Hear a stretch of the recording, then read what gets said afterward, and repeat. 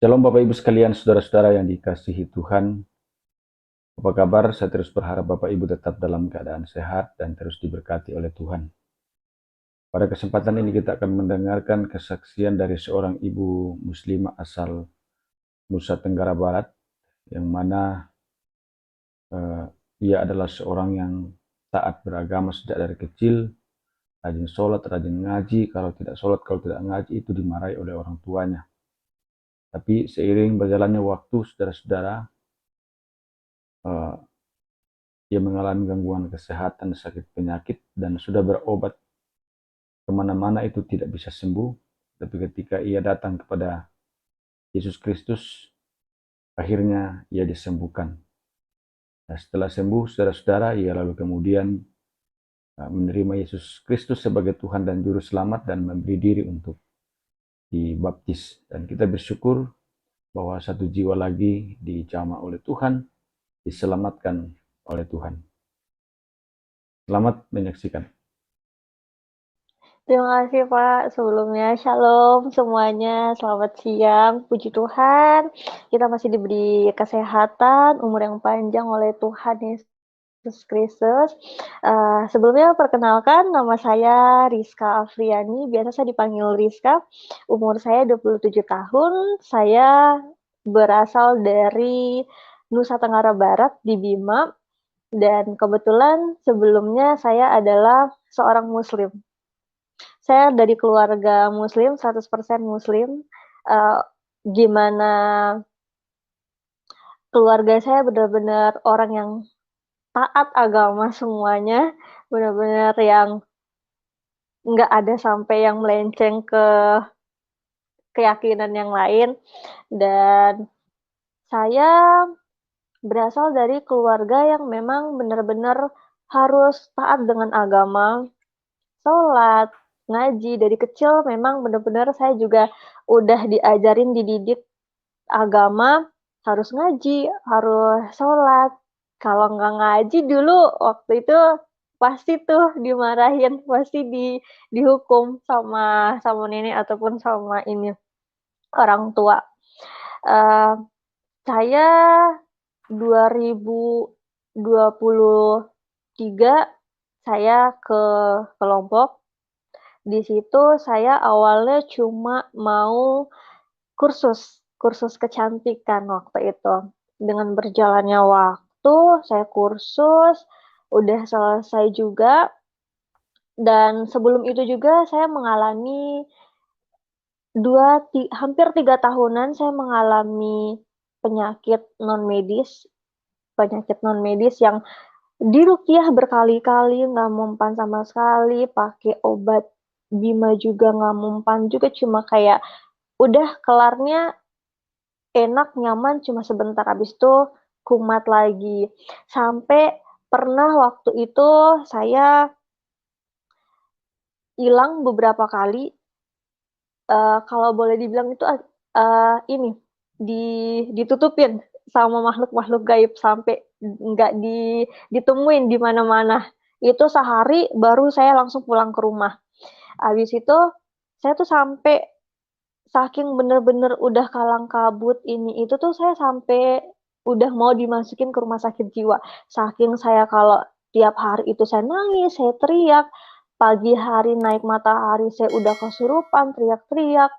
Terus sampai lari depan rumah pakai celana pendek, ini itu pun nggak pakai kerudungan. Dulu tuh saya paling anti keluar rumah kalau tanpa kerudung. Saya tuh bener-bener yang menjaga penampilan, gimana seorang muslim wanita yang memang keluar rumah harus berhijab, harus pakaian sopan yang panjang gitu. Terus berjalannya waktu, sempat udah capek, di posisi bener-bener capek, sampai kayak, "Ya Allah, saya capek kayak gini terus, saya mau normal kayak waktu sebelum saya diganggu." 3 tahun bener-bener saya uh, di digangguin tiap hari, nggak bisa tidur nyenyak sama sekali. Kerjaan saya kuliah itu hancur semua. Sampai memang yang gangguin saya, yang iniin saya itu orang samping rumah dan sama orang di kantor juga ada waktu itu. Emang nggak suka sama kayak di keluarga saya. Saya tuh orangnya bener-bener sangat lemah karena cepet nangis, terus beda sama adik-adik saya yang bener-bener kuat gitu, kuat kuat batinnya. Kalau saya cepet nangis, cepet tersinggung, cepet ini, jadi cepet diinin sama yang begituan. Akhirnya diruqyah berkali-kali, bener-bener nggak mempan. Pakai obat Bima bener-bener nggak mempan. Terus dibilang sama orang, banyak orang yang bilang, coba deh nikah gitu, pasti bakalan cepat sembuh. Banyak orang yang kayak begitu, kalau nikah pasti dia sembuh, udah nggak digangguin lagi. Atau enggak, keluar kota deh, nyebrang pulau, pasti nggak bakalan digangguin lagi juga gitu. Akhirnya karena udah memutuskan juga untuk resign di tempat kerja yang kemarin, akhirnya saya buat bisnis, mau bangun bisnis kecantikan, salon waktu itu. Ke Lombok lah saya. Ke Lombok, di situ juga udah nggak terlalu yang saya kerasukan, udah nggak yang ini gitu kan. Memang emang bener sih ada kata orang yang kalau kita ngelewatin pulau lagi, kita nggak bakalan kayak digangguin lagi gitu. Akhirnya ke sana, ke Lombok, itu beberapa bulan bener-bener ini, terus balik lagi ke Bima, datang ke Lombok lagi itu akhir Desember. Akhir Desember itu lagi mau Natal, di situ masih masih belum kenal Yesus, masih masih pakai yang bener-bener gimana seorang muslimnya banget, masih jilbaban, masih pakaian yang panjang-panjang pakaiannya. Sempat di 2023 akhir itu kita pranatal, doa di situ juga saya baru pertama kali ketemu ketemu Pak Lalu juga, dan ikut ibadah. Dulu tuh saya paling anti sekali, paling anti kayak nganterin adik-adik saya sekolah minggu, nganterin mereka komsel atau gimana, dan kebetulan juga saya tinggal sama tante saya yang Nasrani. Kebetulan om saya juga dia adalah seorang gembala di sini gitu. Walaupun seorang gembala, seorang Nasrani, mereka tidak pernah yang namanya uh, mengajarkan saya gimana, ayo masuk Kristen, ayo masuk Kristen tuh udah kamu udah ngedapetin surga loh, kamu udah diselamatkan, kamu bakalan masuk surga, kamu udah dijadiin surga nih sama Tuhan. Orang Kristen gini gini gini gitu. Itu nggak ada sama sekali. Terus juga waktu mau pergi komsel ibadah komsel gitu saya nggak pernah ikut, saya mending di rumah jaga rumah. Terus ke gereja saya juga nggak, pokoknya acara-acara Nasrani itu nggak pernah ikut selama saya ada di rumah tante saya, paling cuma di rumah aja. Kalaupun saya ikut komsel ya cuma beberapa kali bisa dihitung di situ. Akhirnya 2023 akhir itu kita pranatal. Pranatal di situ waktu itu lagi doa, khusyuk banget. Di situ saya lagi ngobrol sama adik saya di situ. Ngobrol bercanda-bercanda. Tapi kok doanya mereka nih makin khusyuk, makin makin saya tuh makin ngerasa merinding, nggak enak, kuping saya bener-bener ngerasain panas. Dan kebetulan tiba-tiba di situ kebayanglah muka orang yang ngejahatin saya kemarin. Di situ langsung lah saya ditepuk sama salah satu gembala juga, dibilang dalam nama Tuhan Yesus. Di situ langsung kaget, langsung ngebrontak, kesurupan. Tapi di situ mereka makin doa, makin doa. Di situ saya juga makin mereka doa, makin saya teriak, makin saya nggak suka. Terus dipegangin sama beberapa orang tuh bener-bener nggak mempan saking saya berontaknya. Padahal badan saya kecil di situ. Akhirnya beberapa orang ngedoain, terus Pak Lalu juga langsung percikin air dalam nama Tuhan Yesus. Udah di situ langsung saya sadar gitu, sampai kayak saya meluk salah satu jemaat, saya bilang, tante saya capek, tante kalau dihantuin terus kayak gini, saya mau normal lagi gitu, saya capek kalau harus digangguin terus gitu, saya bilang. Akhirnya ketemu sama Pak Lalu, itu pertama pertama kali saya ketemu sama Pak Lalu. Terus Pak Lalu langsung bilang kayak gini sama saya, kamu anak keberapa? Eh, Kamu ini banyak mengalami kepahitan ya, gitu dibilang. Di situ tiba-tiba saya langsung nangis. Saya tipe orang yang sangat pemalu. Terus saya yang nggak suka ketemu orang banyak, saya nggak suka menceritakan kepribadian saya sama orang, entah itu mau dari keluarga, sahabat, ataupun pasangan. Dulu saya benar-benar orang yang tertutup. Kalau ada masalah, saya pendam sendiri. Saya marah sama orang, ini sama keluarga saya, udah saya pendam sendiri, udah saya maafin gitu. Walaupun masih kayak ngebekas gitu.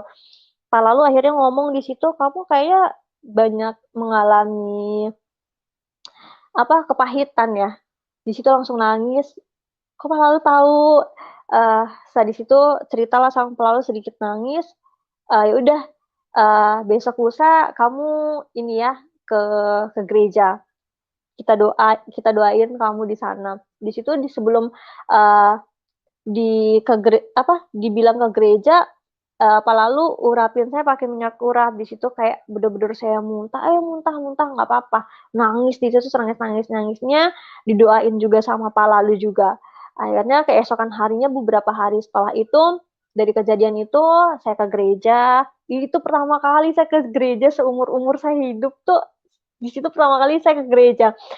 Ya, terus sama ini dibilang sama Pak Lalu, di situ ada kesaksian juga sama Pak Lalu, gimana Pak Lalu bilang saya punya kepahitan. Ya, saya benar-benar punya kepahitan, Pak, sama orang tua saya, sama keluarga saya, sahabat-sahabat saya, orang-orang terdekat yang saya percaya, bahkan sama pasangan saya juga, Pak, saya mempunyai kepahitan. Tapi saya udah maafin, Pak. Saya udah ini, tapi ya masih ngejangkal, Pak. Di situ bener-bener nangis, nangis-nangisnya saya kesaksian sama Pak Lalu.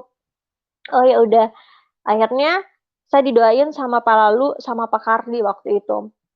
Di situ Pak Kardi bilang sama saya, "Kamu mau sembuh?" "Iya, Pak, saya mau sembuh. Tapi kamu harus percaya Tuhan, Yesus itu Tuhan yang bisa nyembuhin kamu." "Iya, Pak." Saya cuma ngomong, "Iya, Pak, saya percaya kalau Yesus adalah Tuhan," gitu. Dalam hati saya tuh saya bilang, kenapa saya harus percaya sama Yesus itu adalah Tuhan gitu. Sedangkan saya seorang Muslim, terus saya juga cuma percaya Yesus itu cuma nabi gitu. Ngapain saya harus percaya kalau Yesus itu Tuhan gitu. Saya aja seorang yang Muslim, masih sholat saya masih bolong-bolong, masih belum yang ibadah saya juga masih belum 100% yang ini sekali gitu. Akhirnya saya cuma bilang, karena saya mau sembuh, saya bilang kayak gini dalam hati, Tuhan, saya percaya kamu bisa nyembuhin saya tanpa kamu melihat latar belakang saya siapa. Saya percaya kamu bisa menyembuhkan semua orang tanpa kamu melihat juga siapa yang kamu nyembuhin, Tuhan. Tuhan, saya mau sembuh, saya mau hidup normal lagi, dan saya mengampuni semua orang yang menyakiti saya, entah dari orang tua, keluarga, sahabat, pasangan, bahkan saya mengampuni diri saya sendiri. Saya mengakui saya punya banyak dosa, Tuhan. Tapi di situ saya udah janji sama Tuhan, Tuhan, kalau saya emang udah bisa disembuhin, roh-roh jahat yang ada di dalam tubuh saya ini bisa dihilangkan, dimusnahkan sama Engkau, Tuhan. Saya janji, saya mau lebih dekat, saya mau mau mau mau bertaubat lah gitu. Dalam arti saya bertaubatnya itu sama keyakinan saya yang kemarin gitu.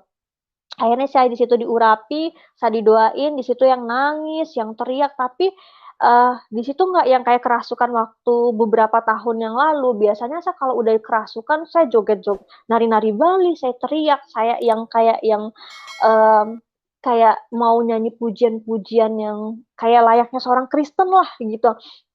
Akhirnya di situ saya disembuhin, saya juga dibekam juga.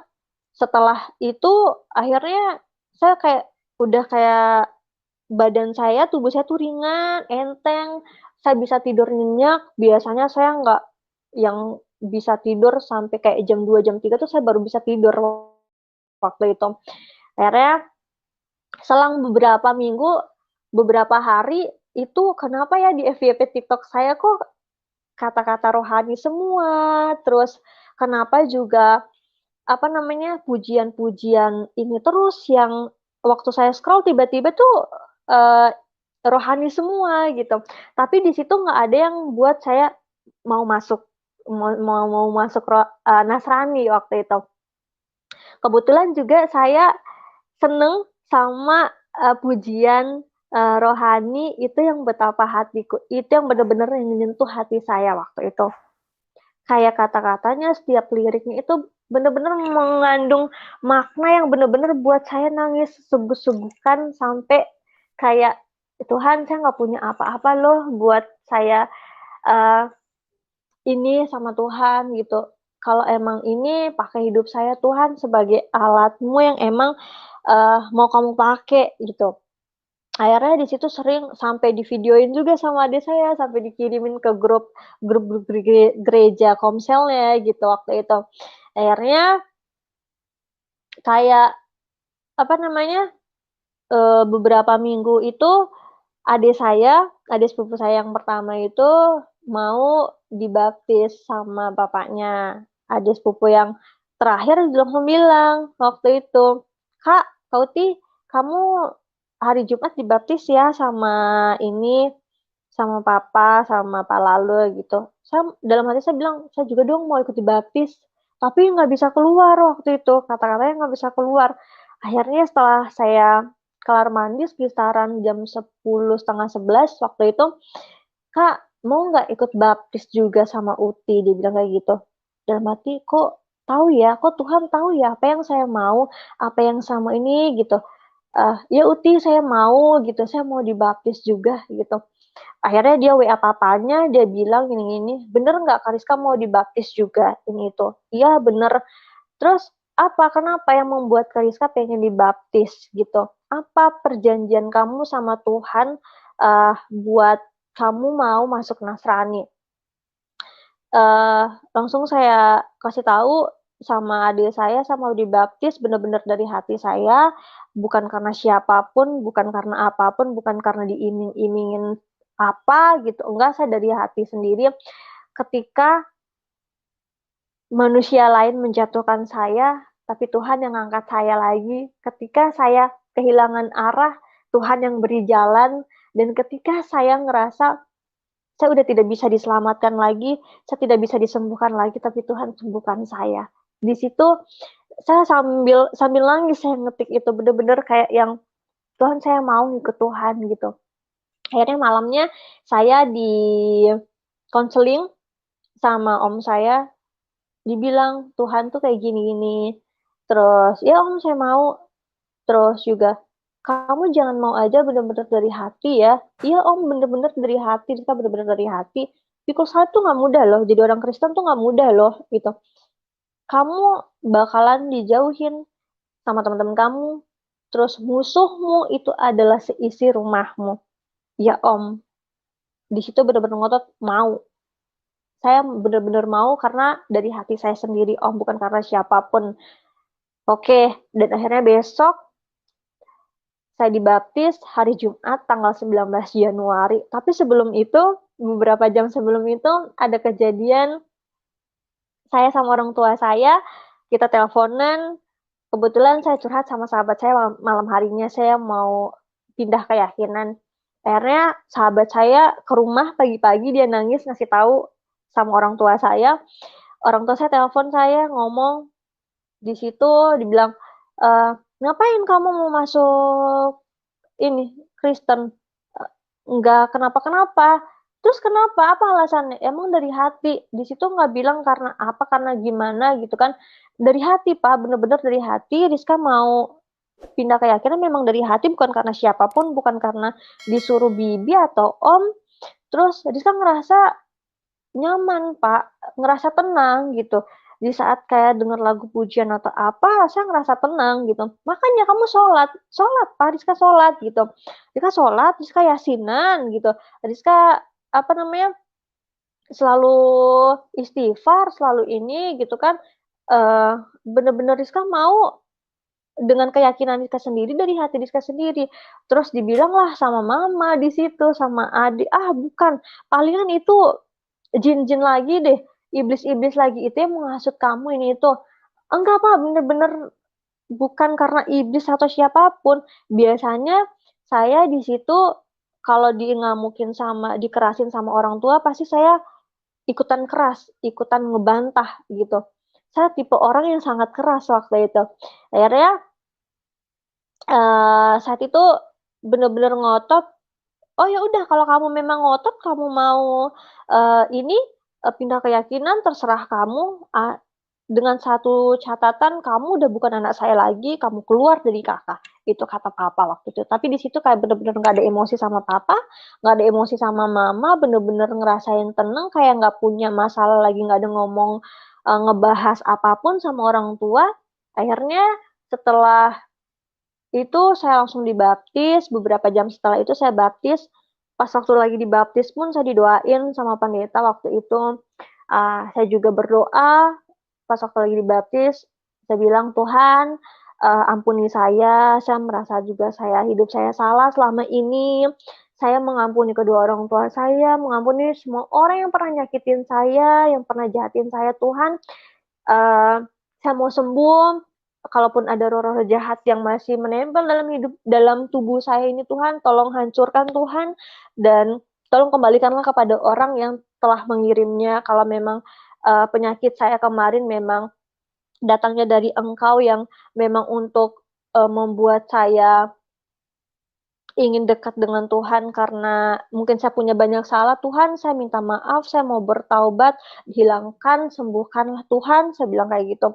Mulai hari ini dan seterusnya, kuatan iman saya mau lebih dekat dengan Tuhan, saya mau sembuh Tuhan, dan saya mengampuni semua orang yang pernah nyakitin saya. Di situ saya mau muntah, tapi saya tahan waktu itu karena malu kan di kolam. Akhirnya minum anggur perjamuan pertama kali, di situ saya muntah. Terus juga waktu itu saya dapat roti perjamuan pertama saya lupa detail kata-katanya seperti apa, tapi yang saya cuma ingat itu beberapa, berjalanlah berjalanlah terus atau gimana, karena kamu tuh udah ada di jalan yang benar gitu.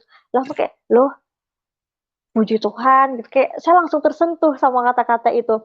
Dan itu akhirnya setiap pas waktu mau pulang, perjalanan pulang, itu saya sampai masih bingung. Ini bener nggak ya? Saya udah dibaptis, bener nggak sih saya sudah pindah keyakinan gitu. Di situ kayak saya masih ngelihat nama baptis saya aja tuh kayak masih yang ini apa ya maksudnya. Kebetulan nama baptis saya adalah Lisbeth, itu hatiku untuk Tuhan.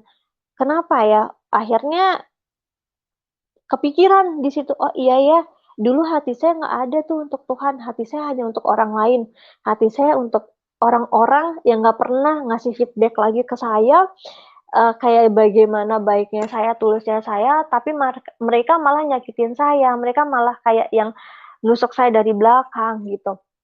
Akhirnya itu, oh iya, mungkin di kehidupan saya yang baru ini, hati saya sekarang untuk Tuhan. Gitu. Akhirnya berjalannya waktu, saya ikut gereja, terus saya mulai belajar pelayanan juga. Di situ saya masih jadi singer juga waktu itu. Tapi waktu itu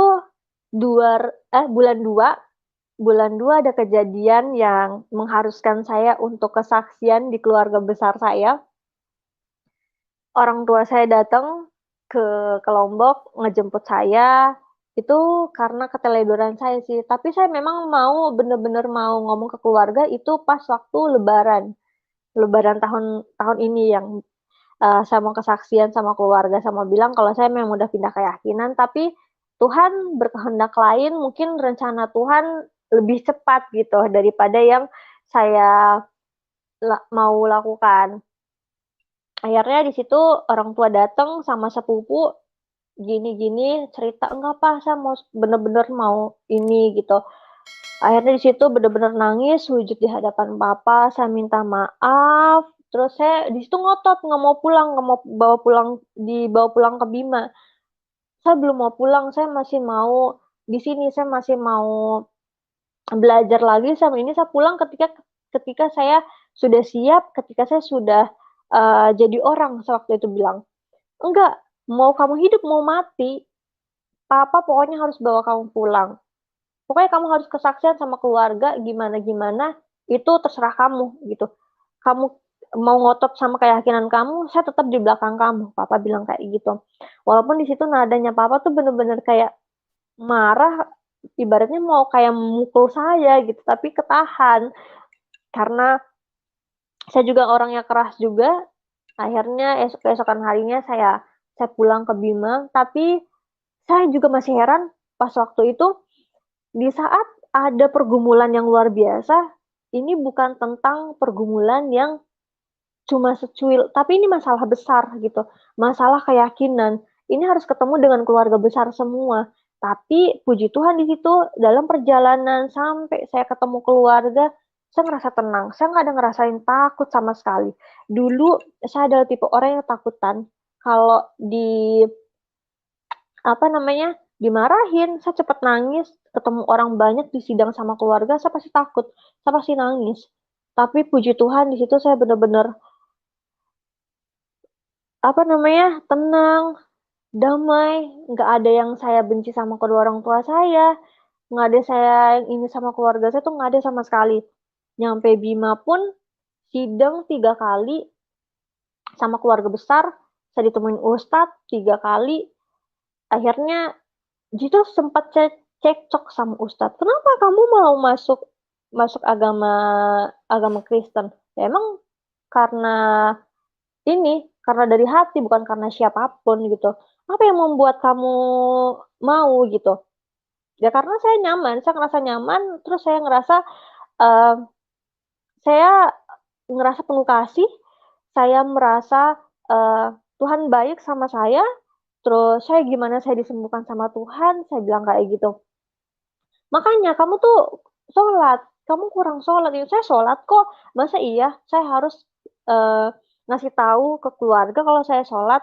Enggak kan? Gitu saya bilang.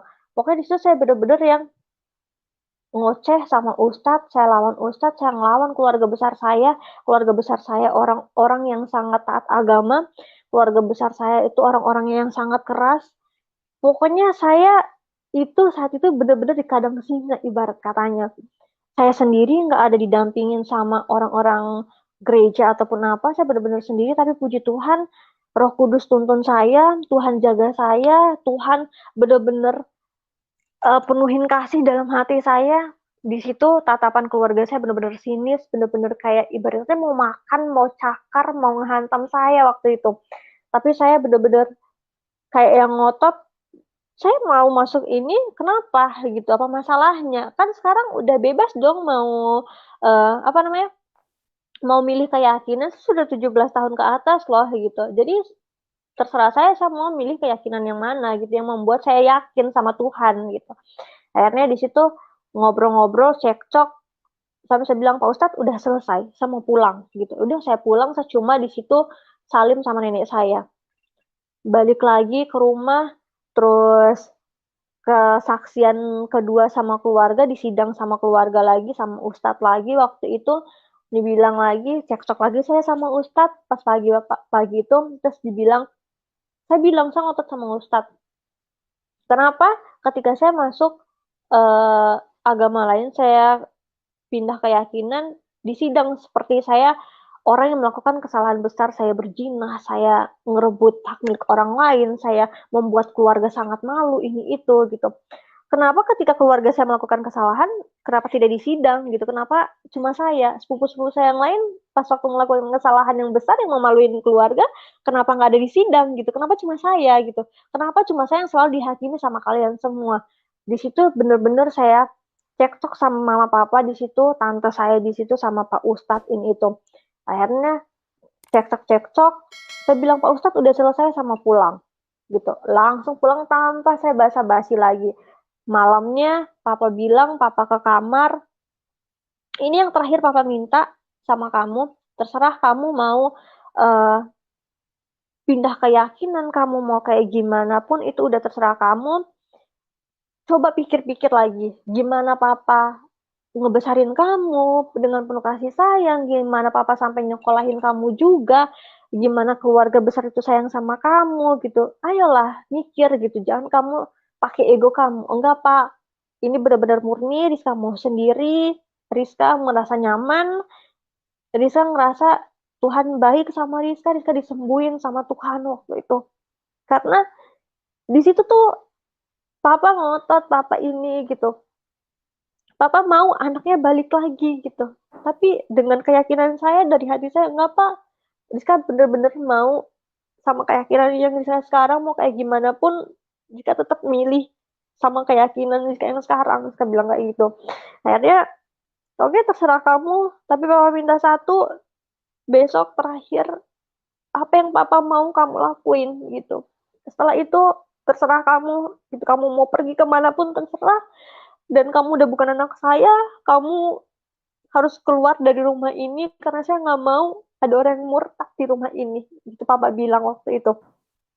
Akhirnya di situ kayak nggak ada marah sama papa, cuma kayak diem, ya oke iya pak, gitu.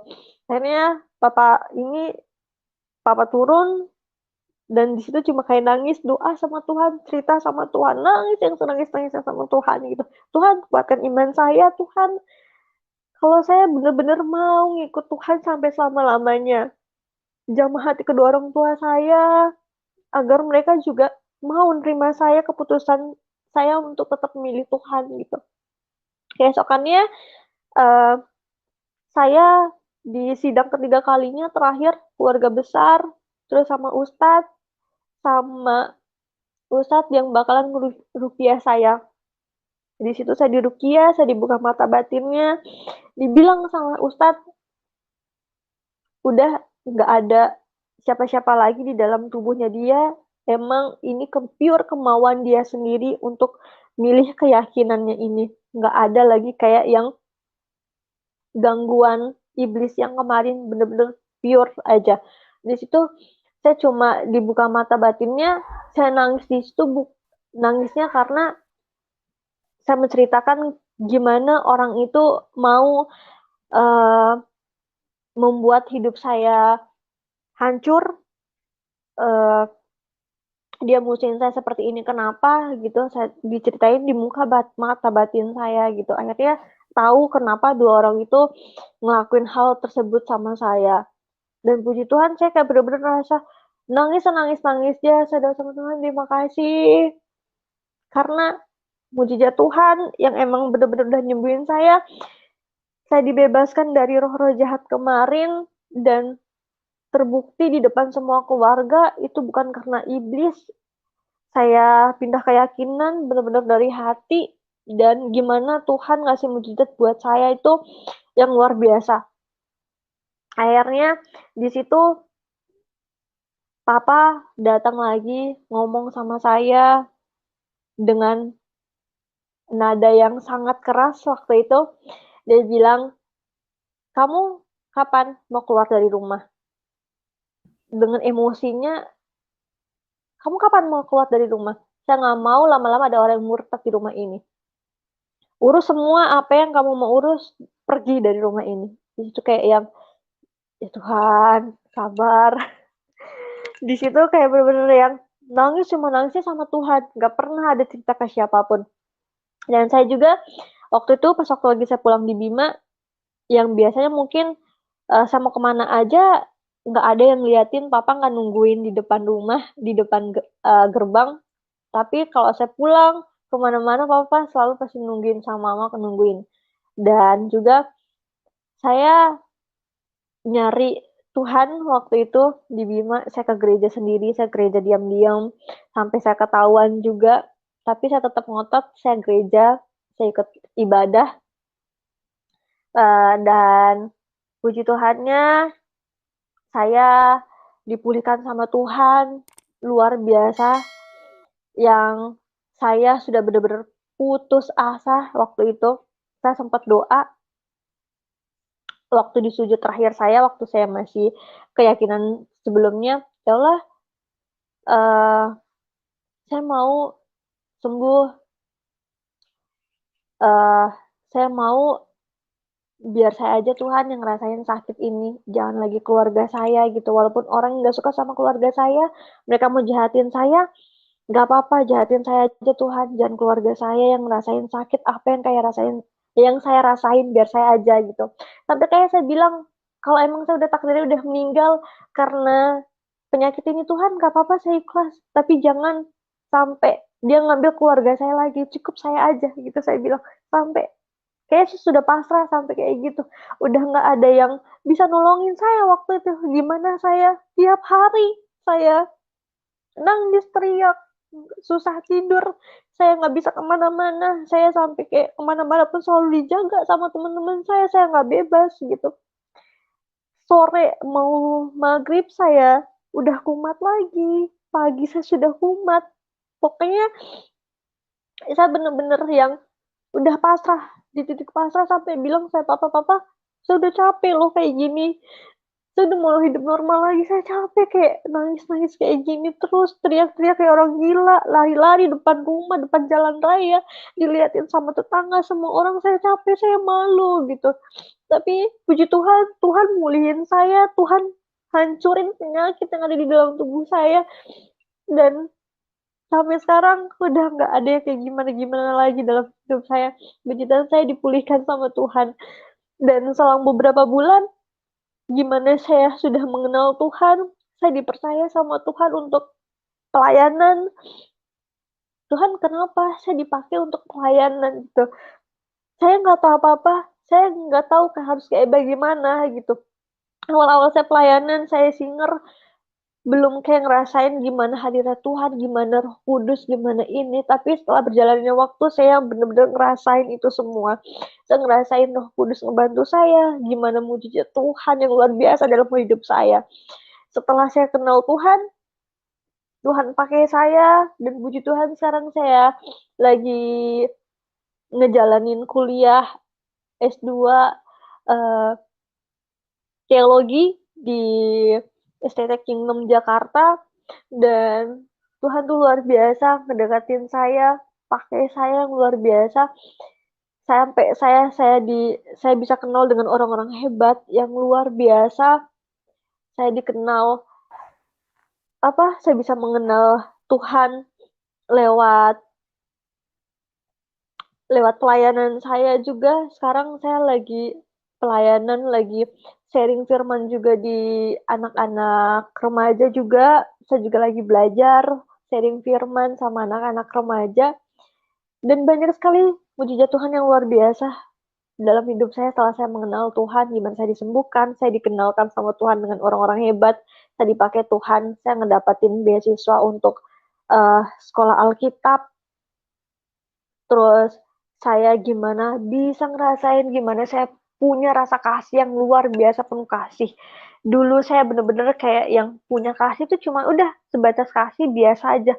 Tapi sekarang sama siapapun saya ngerasain bener-bener kasih, gimana orang mau ngakimin saya, orang menghujat saya, nggak ada saya mau ngebales lagi buat kayak Rizka yang dulu yang jahat kayak gimana, yang untuk oke, aku harus balas dendam. Bener-bener saya ngerasain bener-bener kasih tuh yang kayak tidak harus kamu ngebales itu dengan dendam lagi, dengan kejahatan lagi, tapi doain mereka, berkatin mereka lewat doa. Dan saya ngerasain ketika saya ngeberkatin orang lewat doa, musuh-musuh saya kemarin setelah saya dihakimi, saya dihujat habis-habisan sama keluarga, sama sahabat-sahabat saya, ada yang saya uh, lihat langsung, saya dengerin langsung gimana Tuhan ngasih ujian lagi ke orang itu, ngerasain apa yang telah dihakimi ke saya, diomongin ke saya, dia ngerasain. Tapi sebenarnya nggak ini juga kayak yang Tuhan, semoga mereka yang ngelakuin yang hakimin saya, mereka tidak pernah merasakan apa yang yang saya rasain ketika mereka menghakimi saya. Gitu. Luar biasa, sampai hari ini saya masih diberi mujizat yang luar biasa sama Tuhan tuh, luar biasa. Sampai saya doa sama Tuhan kayak yang saya ngedapetin beasiswa, saya sampai bisa ngerasain melayani jadi pelayan Tuhan, saya belajar jadi pelayan Tuhan, saya bilang, Tuhan, kenapa kau pakai hidup saya sampai sejauh ini? Apa tujuannya Tuhan? Tapi kalau memang tujuan Tuhan pakai saya untuk menyebarkan kebenaran firman-Mu, Tuhan, pakai saya, dan saya mau melakukan itu, dan tolong kuatkan iman saya, jadikanlah saya tetap wanita yang punya rasa kasih, yang punya rasa belas kasih yang luar biasa lagi, wanita yang punya rasa sabar lagi Tuhan, dan kuatkan bau saya. Saya selalu bilang gitu sama Tuhan, puji Tuhan, sampai sejauh ini saya yakin Tuhan bawa saya sampai sejauh ini tidak untuk yang sia-sia, tapi pasti ada kado yang luar biasa yang tidak saya sangka-sangka ke depannya. Sekian kesaksian dari saya, gimana saya mengenal Tuhan dan gimana saya mendapatkan mujizat Tuhan yang luar biasa, gimana saya disembuhkan oleh Tuhan. Terima kasih. Ya, sungguh luar biasa saudara-saudara yang dikasihi Tuhan. Semoga ini boleh memberkati kita, menguatkan kita, memberi kita semangat supaya kita semakin bertumbuh dalam Tuhan. Dan mari kita secara bersama-sama untuk terus gencar memberitakan Injil kepada semua orang, sehingga semakin banyak orang yang diselamatkan oleh Tuhan. Karena hanya di dalam Yesus Kristus saja ada keselamatan. Di luar Yesus tidak pernah ada keselamatan. Dan Yesus memberkati saudara-saudara sekalian.